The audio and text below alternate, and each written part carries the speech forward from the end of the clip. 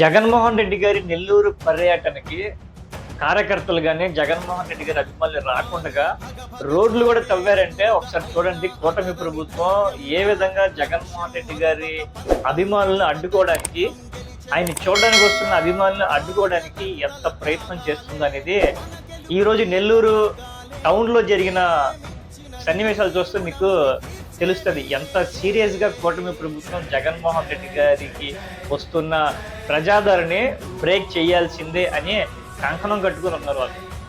ఈరోజు నెల్లూరు సిటీలో జగన్మోహన్ రెడ్డి గారి పర్యటనకి నెల్లూరు టౌన్లో రోడ్లను కూడా తవ్వేశారు.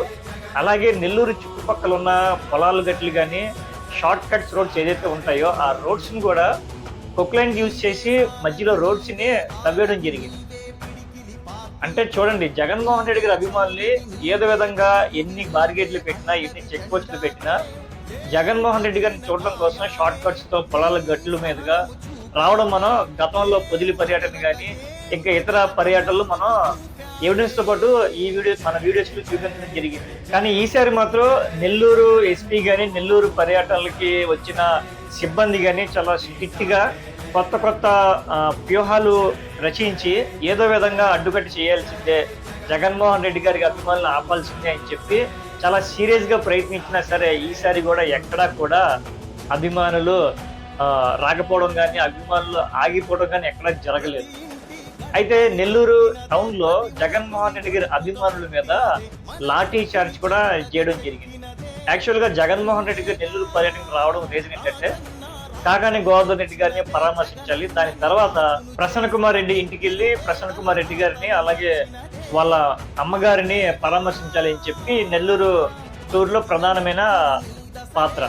అయితే ఈ ప్రసన్న కుమార్ రెడ్డి గారిని పరామర్శించిన రీజన్ ఏంటంటే ప్రసన్న కుమార్ రెడ్డి గారి ఇంట్లో లేనప్పుడు కూటమికి సంబంధించిన, తెలుగుదేశం పార్టీకి సంబంధించిన వ్యక్తులు ప్రసన్న కుమార్ రెడ్డి గారి ఇంటి మీద దాడి చేయడం, వందలాది మంది రావడం, దాడి చేయడం, వాళ్ళ మదర్ని భయపెట్టించడం ఇలా జరగడం వల్ల ఈరోజు జగన్మోహన్ రెడ్డి గారు నెల్లూరు టూర్లో అటు కాకాని గోవర్ధన్ రెడ్డి గారిని పరామర్శించి దాని తర్వాత ప్రసన్న కుమార్ రెడ్డి గారి ఇంటికి వెళ్ళి వాళ్ళని కూడా పరామర్శాలి అని చెప్పి కాన్సెప్ట్ జగన్మోహన్ రెడ్డి గారు రావడం జరిగింది.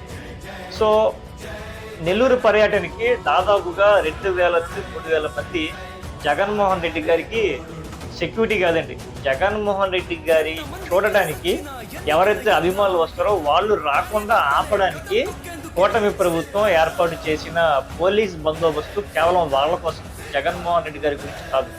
జగన్మోహన్ రెడ్డి గారి కోసం ప్రైవేట్గా ఆయన పెట్టుకునే సెక్యూరిటీతో పాటు ఏదో తూతూ మంత్రంగా ఏదో అడపదడపగా పోలీస్ ప్రొటెక్షన్ విధించడం జరిగింది. అయితే ఇక్కడ ప్రధానంగా చెప్పుకోవాల్సిన విషయం ఏంటంటే గతంలో జగన్మోహన్ రెడ్డి గారు అధికారంలో ఉన్నప్పుడు ఇటువంటి సన్నివేశాలు కానీ, చంద్రబాబు నాయుడు గారు, నారా లోకేష్ గారి పర్యటనలు వచ్చినప్పుడు ఎక్కడ కూడా ఇంత స్ట్రిక్ట్ గా అభిమానులు ఆపడము, ఇలా కట్టడి చేయడం ఎక్కడ కూడా జరగలేదు. మీ పర్యటనలు మీరు కొనసాగించుకోండి అని చెప్పి సెక్యూరిటీ కూడా కల్పించేవారు.